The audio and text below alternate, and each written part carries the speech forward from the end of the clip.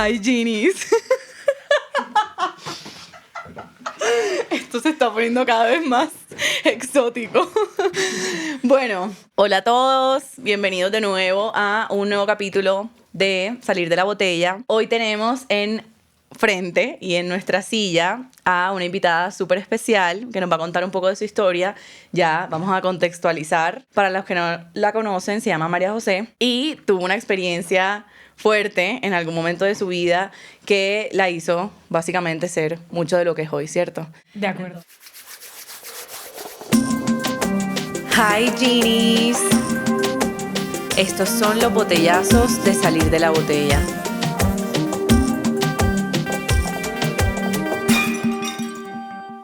Majo, si quieres, preséntate, cuéntanos cómo te describirías a ti. Uy, duro, yo creo que uno nunca está preparado para ese tipo de preguntas como ¿cómo te consideras? Además, es una pregunta que a veces en mi mente repaso y digo, marica, igual no sé.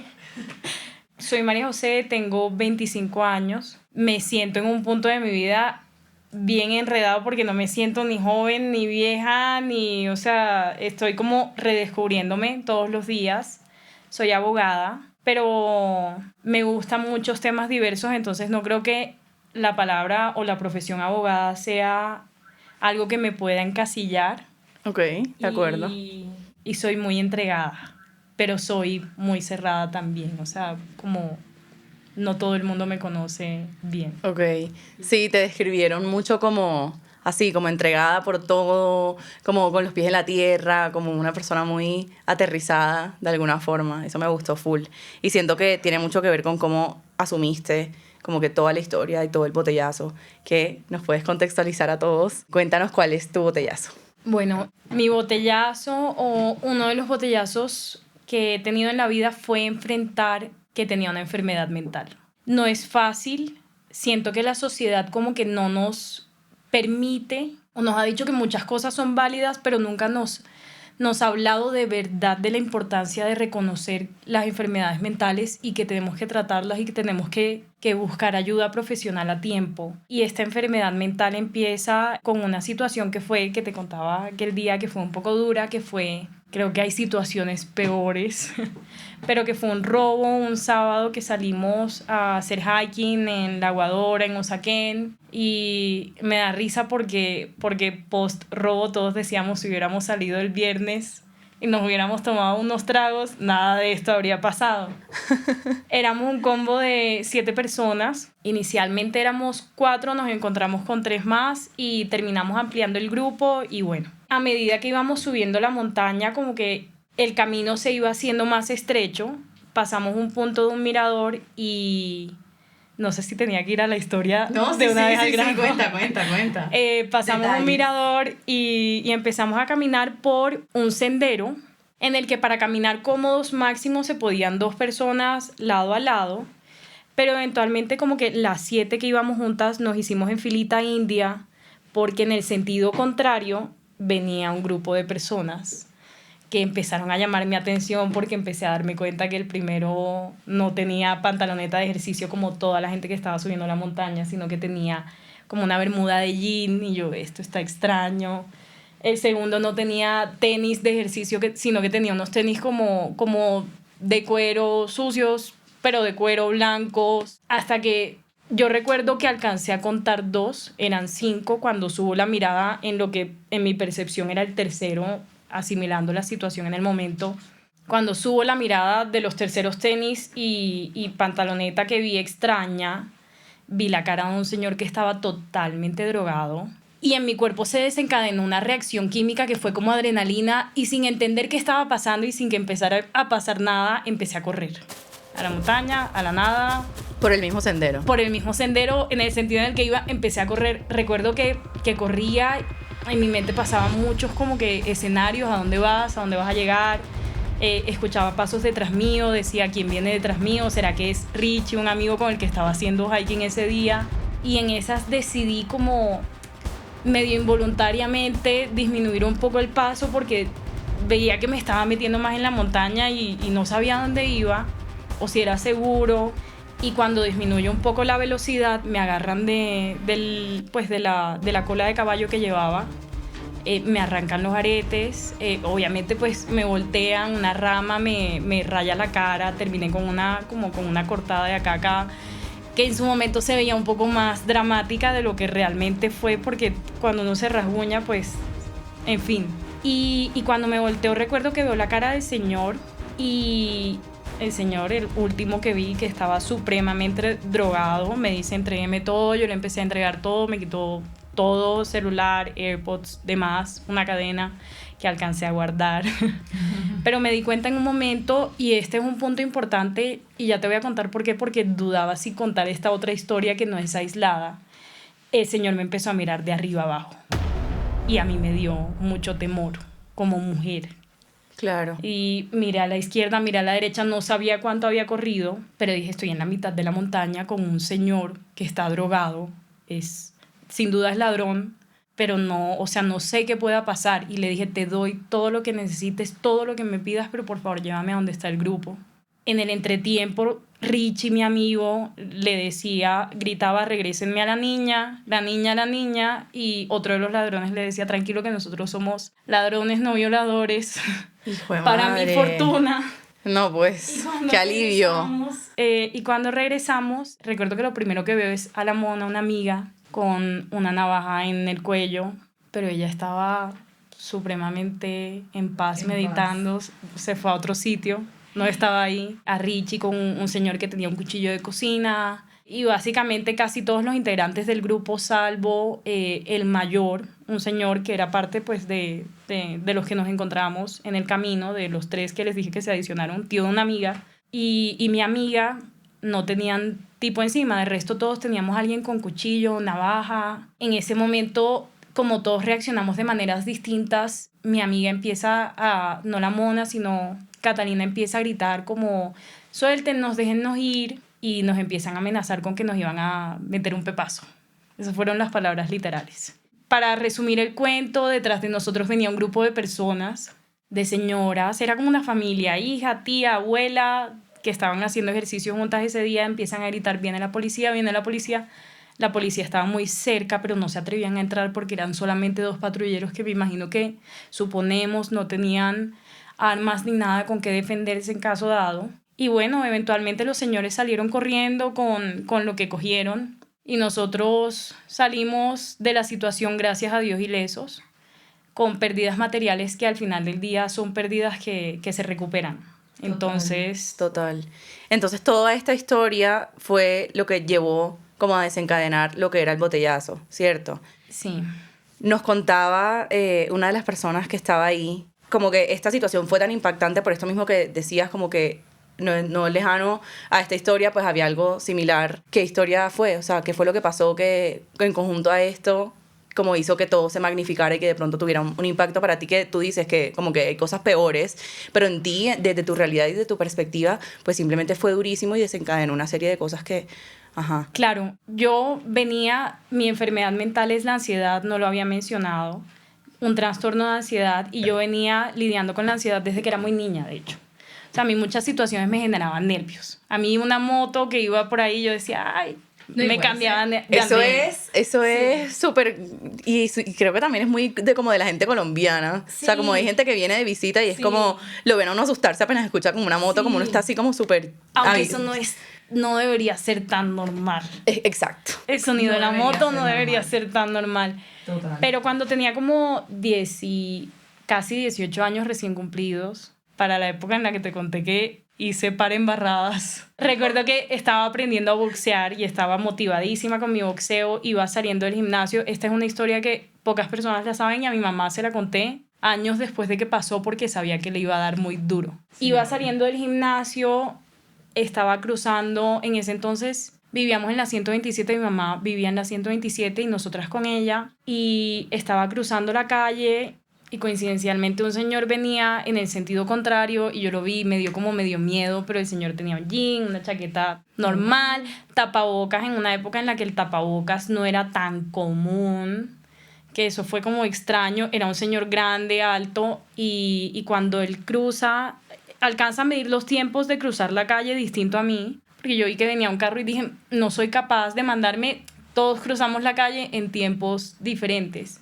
El señor me agarró cuando terminó de cruzar la calle. Yo recuerdo que yo me hice un poco al lado y me manoseó.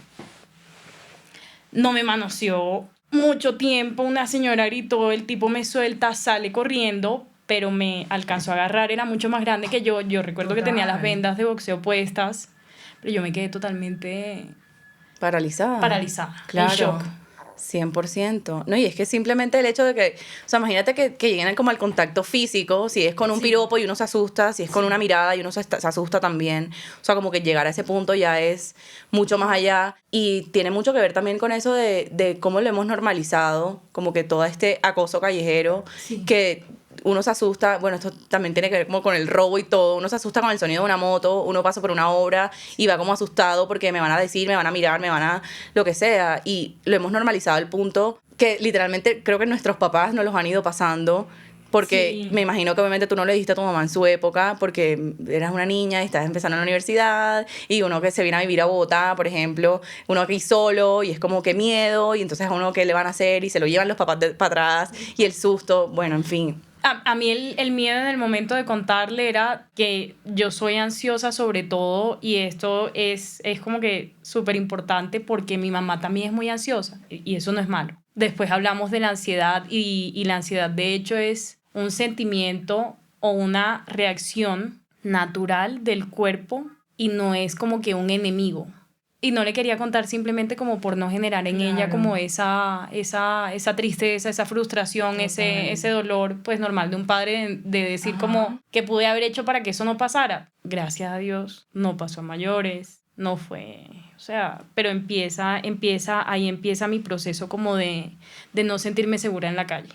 Total. Y entonces, en el momento que todo estalla, ¿qué empezó a pasar en ti? O sea, ¿qué empezaste a sentir? ¿Cómo se mezclaron estas dos situaciones y te diste cuenta como del botellazo y que te estaba pasando algo que de pronto no podías controlar? Tras la primera situación que les conté, que fue la del señor que me crucé en la calle, recuerdo que fui a un psiquiatra una vez y entré a su consultorio, no me dejó hablar. Cuando terminé como de medio contarle la historia en unos 10 minutos, me dijo, mira, te voy a mandar estas pastillas, estas pastillas, estas pastillas y seguimiento psicológico. Yo recuerdo que me fui con 4 recetas. La última era la de acompañamiento psicológico, que eso es importante para la ansiedad, pero cuando yo vi el poco de fórmulas en mis manos, yo dije, ni loca, o sea, yo no necesito tanta vaina, yo estoy bien. Y dije, voy a superar esto sola, y empecé un proceso de intentar superar mis ataques como medio ansiosos, que no eran ataques de pánico, sola. Entonces me empecé a esforzar como a enfrentarme a la situación de estar en la calle, de acostumbrarme a estar en la calle tranquila, de estar simplemente como que alerta, aunque estaba alerta de más, pero empecé a sobrellevar eso. Post el robo de la montaña, empiezan como que los síntomas de alarma o lo que te indica que ya tienes que acudir a buscar ayuda profesional, que son los ataques de pánico. Me pasaba muchas veces que estaba en mi casa, empieza pandemia. No alcanzo a hacer el mismo ejercicio que había hecho la vez pasada, enfrentarme a salir a la calle y encontrarme a la gente y decir yo soy fuerte, yo puedo, o no me va a pasar nada, que eso es un ejercicio de hecho válido. Total. Igual hasta qué punto puede cargar uno eso, como que soy el fuerte y lo que sea. Sí, tiene su límite. Sí. Y empiezo como, no puedo hacer eso, no me puedo enfrentar con ese salir a la calle porque las salidas a la calle eran muy limitadas. Estaba con mi hermana que era médico, ella tenía permiso para salir, se iba al hospital y yo recuerdo que empezaba a sentir o a pensar o a crear situaciones en mi cabeza en las que alguien se iba a meter a la casa a robar. Claro, estaban saliendo también noticias y cadenas en WhatsApp y decían, se metieron a un edificio en la 81 y yo decía, eso es al lado de mi casa, se van a meter acá los próximos. Y escuchaba pasos en el piso de arriba y estaba en un estado de alerta tal que no podía controlar, que yo decía, no, los pasos son acá dentro de mi casa. Y me empecé a encerrar. Entonces empecé a tener ataques de pánico que se repetían cada aproximadamente 2 semanas. Los ataques de pánico son ataques en los que uno empieza a sentir la respiración acelerada, empiezas a sentirte mareado, te empiezas a sentir confundido, te sientes sin la capacidad de controlar lo que estás viviendo o percibiendo en el momento. Y yo decía, me estoy volviendo loca. no, antes de pensar que me estaba volviendo loca, llamaba a todo el mundo.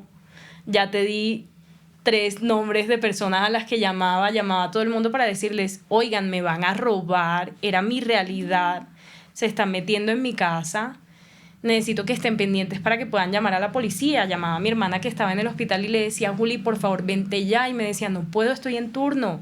Y le decía, me van a robar, o sea, se van a meter a la casa y me van a robar. Y me encerré en varios lugares de los que no me siento orgullosa, pero yo te comentaba ese día que para mí es importante hablar de esto porque yo siento que, a pesar de que mi caso sea particular, la ansiedad o el trastorno de ansiedad es una enfermedad que toca al 30% de la población. O sea, mucha gente. Son cifras altas. Total. Entonces, y hay mucha gente que lo ignora, o sea, como hay que no se dan cuenta. Total. Hay que normalizarlo, hay que hablar de eso, hay que ponerlo en boca para que todos podamos ser como capaces de tomar decisiones que nos permitan ser dueños de nuestro propio destino. Total. Y no estar sujetos a una percepción que viene de un impulso emocional que no es real. Total. ¿Cómo se vio eso reflejado como en tus relaciones interpersonales? O sea, tipo, ¿cómo fue para la gente a tu alrededor pues asimilar que eso estaba pasando y entender como que no te van a robar, sino que la niña está teniendo un ataque de pánico? Es diferente porque me pasaba que entonces me daba mucha risa porque se repetía el patrón. O sea, yo sabía que llamaba a mi novio y él me iba a decir como, amor, no está pasando nada, relájate. Y ahí me daba rabia en mi ataque de pánico porque yo decía, este man está invalidando lo que estoy sintiendo y me van a robar y no me quiere creer. Entonces le colgaba. Yo, bueno, está bien, chao. Y llamaba a Juli. Y entonces la llamaba y ella me intentaba tranquilizar, pero entonces me frustraba que no creyera lo que yo estaba pasando porque en mi mente todo era muy real. Y llamaba a la mona. Y la mona y le decía, pero por favor, está pendiente para que llegues ya. Entonces era gracioso porque al final del día a ti tampoco te dan un manual de cómo tratar a una persona que está entrando en un ataque de pánico, pero he leído, porque esto también ha sido parte de mi proceso de recuperación, que es muy importante que si conocen a una persona que está pasando por un ataque de pánico, no le sigan la corriente, pero además tampoco es como negar lo que se está viviendo en ese momento, sino distraer a la persona de eso y empezar a hablarle de una situación totalmente distinta para desviar la mente de eso que está generando esa sensación. Claro, no lo había visto así, la verdad. Creo que nunca he tenido como de primera mano como que vivir algo así, pero bueno, ya ahí uno va anotando. A partir de eso, como que en el proceso, ¿hubo alguna práctica que empezaras como a hacer o que un hábito o algo que tuvieras como así constantemente como para evitar o para controlar esos momentos? No. En ese momento no los podía controlar. Mi cabeza se quedaba pensando, y esto lo describen muchas personas que han tenido un trastorno de ansiedad, se quedaba pensando en qué susto, ¿cuándo me va a dar otro ataque de ansiedad? ¿Qué hago? No lo puedo controlar. Y ahí fue cuando dije, y post ataque de ansiedad, la sensación de me estoy volviendo loca, o sea, voy a terminar en un manicomio. Entonces, cuando sentí eso, yo dije, no, voy a buscar ayuda. O sea, dije, voy a buscar ayuda. La experiencia que tuve con el primer psiquiatra no debería determinar como mi concepto sobre todos los psiquiatras. Yo creo que uno en la vida tiene que estar lo suficientemente abierto como que para darse la oportunidad de generar distintos conceptos de distintos profesionales. Incluso si te dicen que estás enfermo, yo qué sé, o sea, no sé, así sea para saber por qué es un dolor de muela, porque tienes un dolor de muela, siempre buscar varias opiniones. Sí, total. Y conocí a mi psiquiatra, que fue una locura. En el proceso con mi psiquiatra, lo primero que hice fue decirle, siento que me estoy volviendo loca tras cada ataque de pánico, y me dijo, tranquila, todas las personas que tienen ataques de pánico repetidos o cada 2 semanas, o sea, periódicos, dicen que sienten eso cuando se acaba el ataque de pánico. Y yo, menos mal, no me estoy volviendo loca, gracias a Dios. Sí, total. Además que el psiquiatra siempre como... Yo siempre digo, cada vez que las cago, digo, mi psiquiatra me va a regañar. Obviamente no me regaña, es como que... súper pacífico, como que en verdad es un ambiente muy... ¿Cómo se dice eso? Como muy saludable, como muy seguro. Entonces, sí es importante. Y también probar con diferentes profesionales, porque obviamente, por lo menos, ejemplo, casi como para que todo el mundo entienda, cuando yo estaba pequeña, alguna vez fui al dermatólogo. Ajá. y era una dermatóloga que le mandaba Isoface a todo el mundo. O sea, a todo el mundo. Tú podías tener un punto aquí y te mandaba Isoface. A todo el mundo. Y era como que no todo el mundo tiene que ser tratado con Isoface. O sea, eso es un tratamiento bien invasivo. Entonces ya ahí uno se da cuenta que de pronto este profesional pues tiene esa maña. Y hay otro que de pronto es más natural y te manda maricaditas y no sé qué. Y la hierbita y te sirve. Y te sirve. En fin, o sea, como que todos van a tener una perspectiva diferente. Entonces como que por la experiencia en uno no necesariamente tiene que determinar las el demás. concepto de los demás, sí. Total. Y bueno, aparte del psiquiatra, ¿cuál fue el papel como de tus personas cercanas en este proceso como de recuperación? Bueno, yo creo que todos se montaron en el bus conmigo. Yo les dije, oigan, bueno, estaba teniendo ataques de pánico cada 2 semanas. Otra cosa que me pasaba era que cuando salía a la calle intentaba, porque mi novio un día me dijo, no, vamos al Bandido, que da al lado de mi casa. Salimos y cuando llegamos a la esquina de mi casa, o sea, media cuadra, yo me fui en llanto. Yo no podía estar en la calle. O sea, eran varios... ¿Eso fue post-pandemia? No, o sea, era cuando todavía, sí, estaban empezando como que a reaperturar. Todo. Okay. Sí, y también la sensación de soledad en la calle era otra cosa que me generaba como que esos nervios y la calle, porque la calle representaba como que esa amenaza en la que uno se puede encontrar a un ladrón.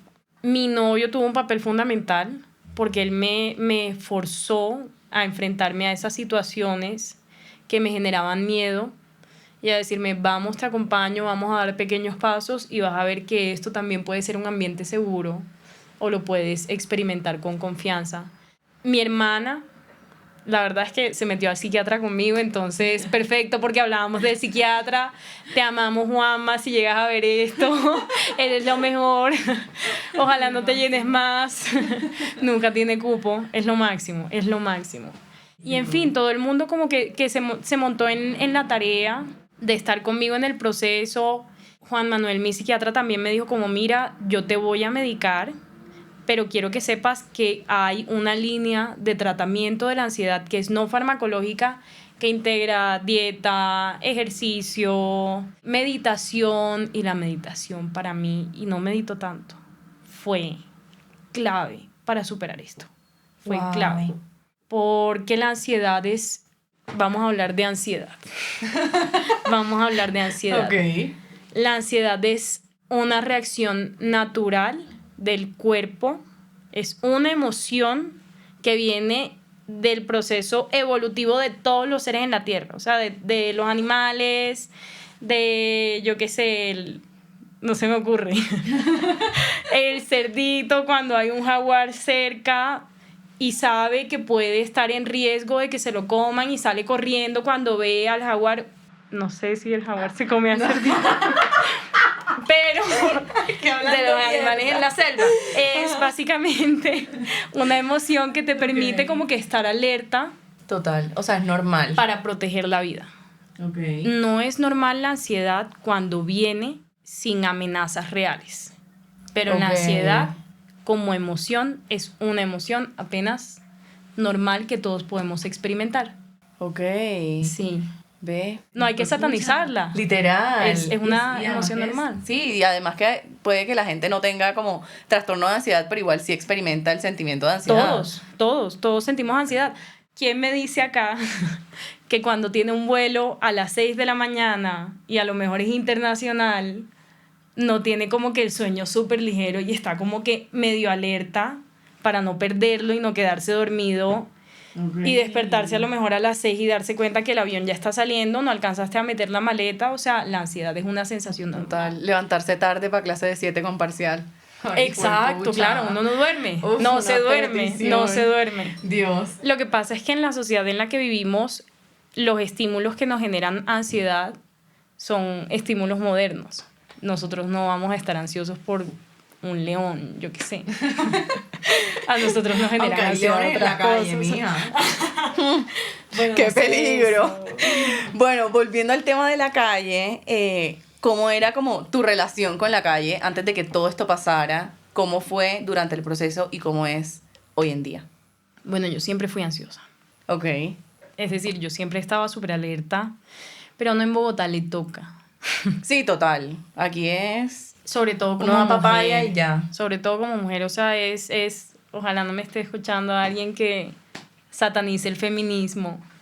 No, Pero- igual, y si no, o sea, es una realidad. Pero ser mujer es más difícil. A mí ese señor me cogió en la 100%. calle y yo recuerdo que yo llevaba las vendas de boxeo y en mi mente yo decía, este tipo mide 2 veces lo que mido yo. O sea, yo no, ni si quisiera, yo no puedo hacer nada.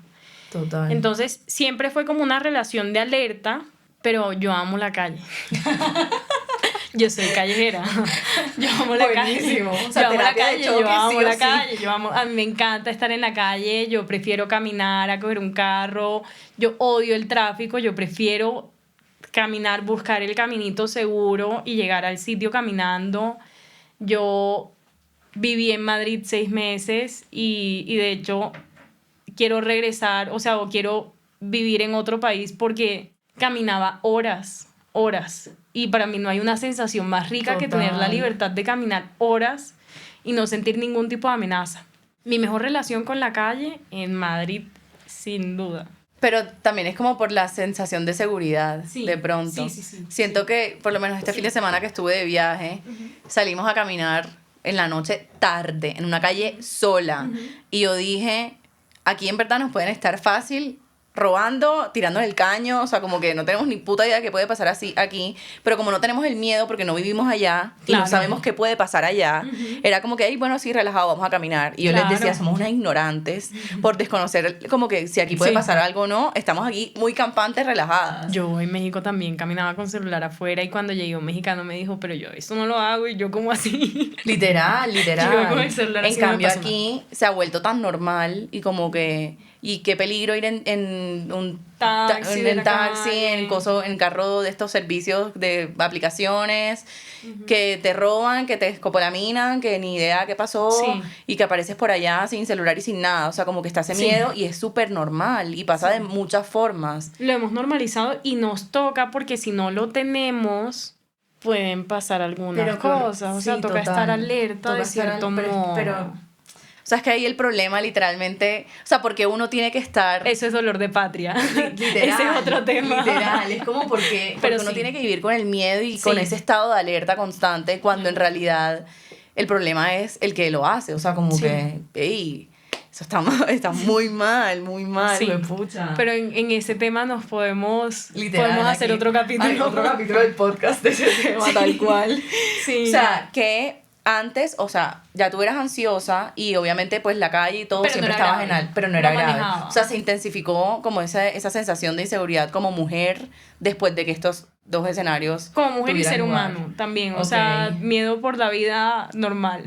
Total. El propio sonidito de la canción de la transición, ¿cómo es? Me encanta vivir en Bogotá. La transición entre Bogotá y la muerte es casi imperceptible. Casi imperceptible, literal. Entonces uno iba así viendo la transición, si la transición estaba cerca, como que, pero bien, o sea, lo manejaba, caminaba, a veces me sentía nerviosa, lo manejaba y lo sacaba adelante. En el periodo como de mis ataques de pánico y del trastorno como tal, sí fue fuerte, ya les conté. Y posterior a que inicié la medicación de la que ya la acabé con mi psiquiatra, recuerdo que como a los 2 meses de estar tomando medicación, me empecé y de hacer todo lo demás que él me había dicho que hiciera y de estar en mi terapia, en fin, me empecé a sentir como que dueña nuevamente de mi cuerpo y de mis emociones y empecé a poder salir. Yo dejé de hacer ejercicio, yo no era capaz de ir al gimnasio. Y empecé a salir poco a poco, el gimnasio queda 7 minutos de mi casa, al gimnasio caminando y me sentía tranquila. Eso sí, tengo un termo de hierro. Que yo digo que es mi soporte emocional. Literal. O sea, es de esos que, No. es de esos que guardo temperatura y yo siempre voy con el termo Yo como... así, moviéndolo. Marica, lo peor es que una vez alguien me dijo como que es menos probable que te roben si llevas algo en la mano.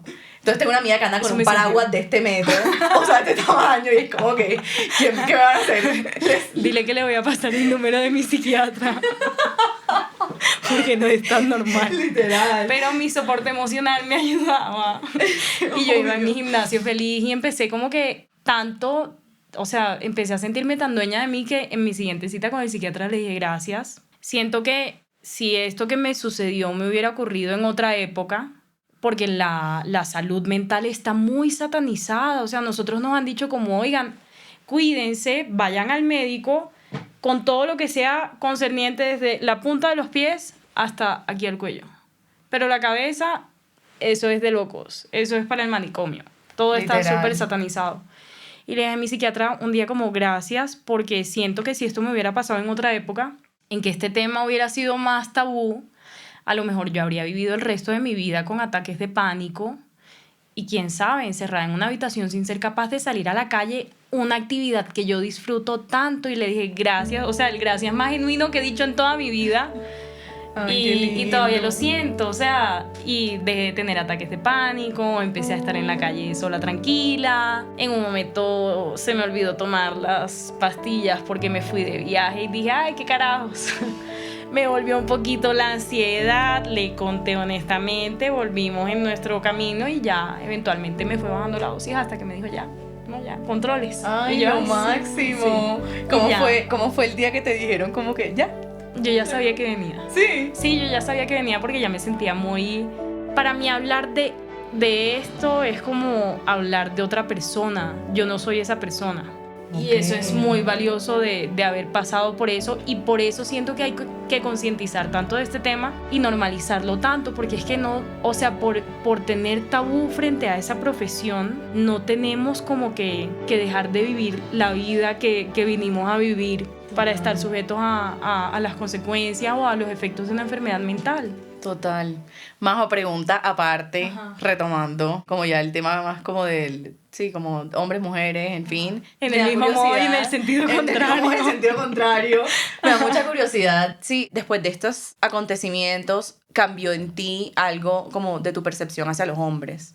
Como... ¿Cambió algún tipo de relación que tuvieras cercana, con amigos, con gente nueva, sobre todo? No, porque gracias a Dios los hombres que han rodeado mi vida son hombres espectaculares. O sea, mi papá es y sabe el ser más espectacular del mundo. Es una persona que siempre transmite cariño, confianza, tranquilidad, es supremamente pasivo. Nunca, una vez le estrellé el carro. Lo choqué en un parqueadero, Ay, no. le hundí las dos puertas y lo único que me dijo, o sea, es tan pasivo que me dijo, tranquila, a cualquiera le puede pasar. Duele más que un castigo. Total. Y generalmente las personas de las que me he encargado, creo que también ha sido un trabajo propio de rodear mi vida, sobre todo hombres, han sido hombres que han tenido valores muy altos. Entonces no afectó en mí la percepción sobre los hombres, pero creo que en otra persona sí pudo haber tenido un impacto diferente. Total. En mí, menos mal no. Ok, claro, tienes muchos referentes que te hacen pensar Que me hacen completamente lo sentir contrario. tranquila. Total. ¿Y cómo reaccionarías hoy en día ante una situación similar como de acoso callejero? Depende si tengo el termo o no. Sin termo. No, creo que igual que siempre, o sea, como una pendeja, ten todo, lo material se recupera, la vida es lo principal y si lo necesito, ayuda psiquiátrica, psicológica y repetir el paso y volver a ser yo, porque Total. eso sí, creo que no le permitiría a una situación robarme nuevamente la tranquilidad de la manera en que esto lo hizo, porque al final del día el robo duró un instante, el robo duró media hora, 15 minutos, un día fuerte, pero yo le permití a esa experiencia que se quedara en mí y que se quedara conmigo y con lo que estaba viviendo mucho más tiempo. Entonces, Claro. no le volvería a dar a una experiencia de ese tipo el poder de robarme tanta tranquilidad y tanta paz. Total.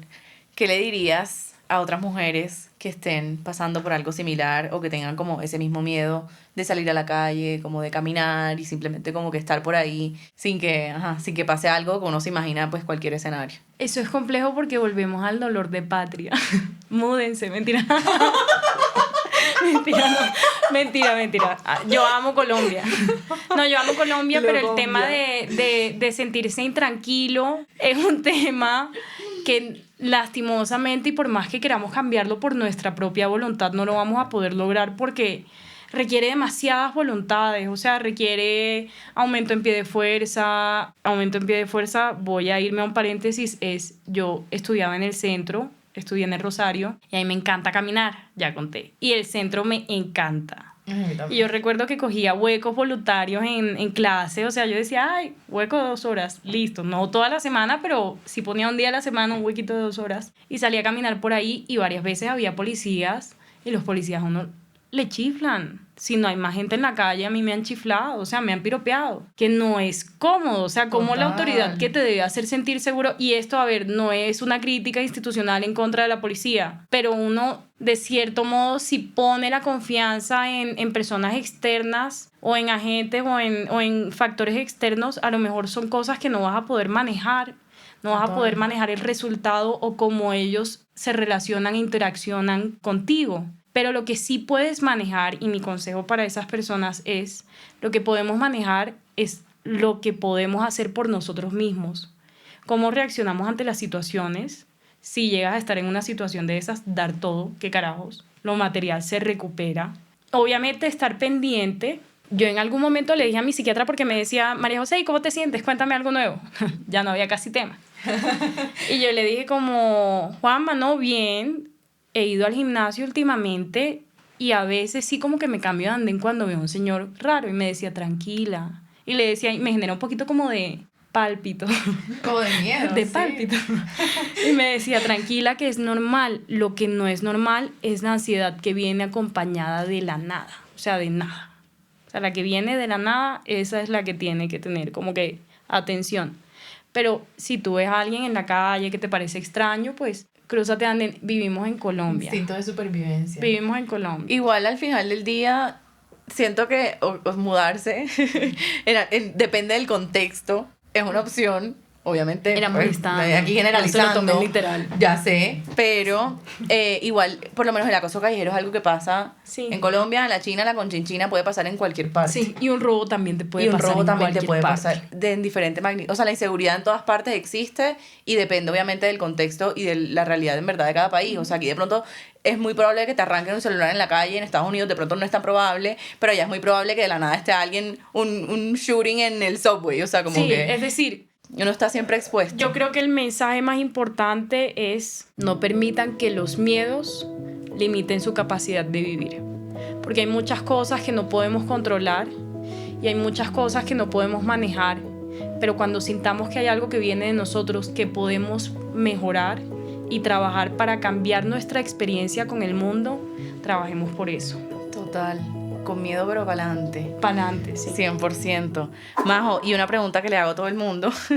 ¿Cómo es un día tuyo hoy en día? De principio a fin, con detalles. De si principio a quieres. fin, es que Es que todos los días son diferentes. sí, todos los días esta vida es ajetreada, hay una agenda, hoy estoy grabando un podcast, mañana el domingo me voy de... Mentira. No. Un día normal. Un día normal. Es un día en el que me dedico mucho a mí misma. Yo soy una persona muy emocional, normal. Normal, no para todos, pero yo soy muy emocional. Medito mucho sobre a veces si tengo alguna reacción extraña, porque vino, porque me molestó algo. Hago mucho ejercicio. Eso es algo que me ayuda a nivelar muchísimo mis estados de ánimo. Y es un día en el que constantemente estoy haciendo como que ejercicios que te conté, que son mentales y son silenciosos, nadie sabe, pero yo voy en la calle y estoy intentando como que conectarme con el momento. ¿Cómo son esos ejercicios? Para que Bueno, contextualicemos. no soy una yogi, no me parecería mal, no me parecería mal, pero me parece que es complejo porque uno también está acostumbrado a entrenar el cuerpo, pero no la mente. Y me he dado cuenta que uno usualmente está en un momento, en una situación con algunas personas y tu cabeza está en otro lado totalmente distinto. A lo mejor estás pensando qué pasó con esta persona, a lo mejor estás pensando cómo se tomó tu hermana las palabras que le dijiste, que no las intencionaste de esa manera, pero viste que su reacción o su cara fueron diferentes y te quedaste en la idea de lo que puede estar pasando y puede estar pasando y lo que va a pasar y el mañana. Y los ejercicios que hago, incluso para estar presente cuando estoy caminando en la calle o en mi casa sentada en una silla, son darse cuenta uno que está con la cabeza en otro sitio distinto a en el que está tu cuerpo. Intentar llevar la atención a lo que estás viviendo en el momento. Y para eso sirve mucho la meditación. O sea, te repito, yo no alcancé a meditar nunca. Me gustaría, requiere mucha disciplina, horas. Pero si hacía meditaciones de 10 minutos y mindfulness, que lo encuentran en aplicación, podcast, hasta en Netflix. Sí. Lo que te empieza a decir es como está pendiente, qué estás sintiendo, sientes cómo respiras, qué olores percibes en el espacio, qué ruidos escuchas. Una vez está con la mente tan distraída que no se da cuenta que afuera hay una ambulancia, que en el apartamento al lado están aspirando, que te está sonando el celular. Y entonces es como intentar estar como que conectado con el momento y estar pendiente simplemente de lo que está pasando alrededor de ti para no irte a otros sitios en los que no... O sea, es como empezar a trabajar los sentidos. Sí. Ok. Sí, para estar más presente en el Interesante. momento. Me gusta. Sí. Entonces, tu día. Continuemos. Es que en este momento estoy desempleada, Ginny.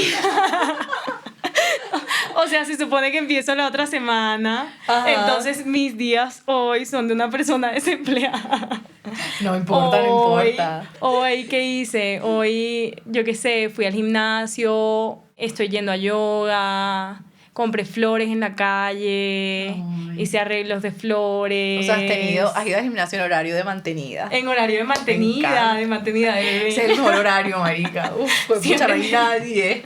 Amo. Es cierto, es real, no hay nadie. El gimnasio es como belleza. todo para uno, Literal. entonces es una delicia. Uy, amo. Yoga empecé por mi hermana, me ha parecido espectacular. Obviamente tengo exceso de tiempo libre en este momento en mis manos. Estoy leyendo. Ok. Tengo mis conflictos también con la lectura porque a veces me falta como que un poquito de disciplina. O sea, yo quisiera sacar un libro a la semana, pero no me da. Igual eso se trabaja también. Lo estoy trabajando, disciplina, estamos en el total. proceso. Ay, me Cocino, o sea, Ajá. no Entonces, ya. estás como dedicada a ti, básicamente, Sí, mientras... en este momento de mi vida sí, pero me lo estoy gozando. Sobre todo porque sé que ahorita que retome el tema laboral, bueno, estudio idiomas, pero sobre todo ahorita que retome el tema laboral, siento que este tiempo, estos espacios como para ser tan amplia conmigo misma, darme tanto cariño, van a ser más escasos. Entonces Total. los estoy saboreando, o sea, no estoy Buenísimo. exaltada. Y cuando estoy como tengas, feliz. o cuando has tenido rutinas así ya como laborales o estudiantiles No, o lo que igual. sea, logras meter como que en el día a día espacios donde puedas... Claro, como sí. que seguir conectando contigo. Sí, toca. 10 minutos cuando me despierto, si estoy muy estresada, le digo al Google que me prenda meditación y entonces intento conectarme con la meditación, intento sacar espacio para ir al Buenísimo. gimnasio, son trabajos en pro de uno. Total. Y a veces uno se lo olvida, uno va como en piloto automático haciendo. Hay que hacerlo, eso lo hace a uno cambiar tanto la perspectiva. Aquí está mi hermana, ya sabe, hace 3 semanas no tenía ganas de ir al gimnasio y estaba histérica casi tirando los platos por la casa. Ahora estoy yendo al gimnasio súper juiciosa y estoy feliz. Total. Acaricio a la perrita todo el día, o sea, soy un ser de luz. Ay, me encanta. Definitivamente, los botellazos, ¿a dónde lo llevan a uno? Sí, Qué barbaridad. sí. A mí, este botellazo en particular, el identificar la ansiedad, ha cambiado de manera drástica la manera en la que veo la vida y en la que interactúo con la vida. Mi manera, por ejemplo, de pensar sobre el futuro también ha cambiado, porque yo antes pensaba futuro, cómo estoy en el futuro, cómo voy a llegar al futuro, y mi pensamiento todo el día estaba direccionado al futuro. Hoy entiendo que tengo una meta, que pensar en el futuro es bueno porque te permite trazar el punto en el que quieres estar, pero que no puedes brincar del punto A al punto Z, que tienes que empezar a cruzar escaloncito por escaloncito, Total. hacer paso por paso y eventualmente vas a llegar ahí y enfocarte en el presente. Total. Uf, la importancia de estar presente para La que lo empiecen a importancia de estar aplicar. presente es increíble. Ay, creo que nos vamos con demasiadas buenas lecciones de este capítulo, en verdad. Me encanta todo lo que dijiste, me encanta que Estaba hayas nerviosa. tenido como la valentía también como de abrirte tanto y de contar todo lo que has vivido, porque es importante hablar de esos temas, de todos los temas que tocamos, hasta del dolor de patria, y es importante también como que la gente que está allá afuera empiece como a reconocer y a darse cuenta también que si están pasando por algo así no están solos, Así como que es. uno en verdad nunca está solo. Y nada, Majo, mil gracias en Gracias verdad a ti por por aceptar invitarme. esta invitación. Sé que mucha gente va a conectar contigo. Si le quieren escribir algo, feel free, pues no, yo María estoy aquí abusando de sus No, redes no. sociales, pero bueno, a mí también me pueden somos escribir cualquier- abiertos. Sí, total. No, sí. Y nada, yo creo que eso sería todo por el capítulo de hoy. Dani G, gracias como siempre por el espacio, por el servicio, la Las producción. copas. Y Lau también, gracias por la planeación de este capítulo, que ya aquí les vamos a poner Oigan, su cargo. y si vieron algo en la taza, era café caliente, tenía naranja, canela. Yo atiendo Vino, porque vino. me prendí. Bueno, pues por un excelente capítulo. Salud. Es que no, yo nunca había presentado a Lau. Este es el primer capítulo que grabamos con Lau. Ven, ven, ven. Lau es la nueva integrante de Gina Inaporo. Va a estar encargada de todos los temas comunicacionales. Yo la recomendé. ¿Qué tal? Yo la recomendé. Coincidencialmente todo estaba pasando el tiempo. Sí, todo. Que son pañuelos. Múdense. Bueno, y ahora sí, Dani y efectos especiales.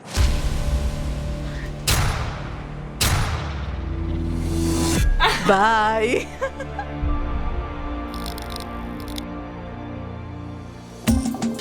Esto es Salir de la Botella con su host Gina Inaporo.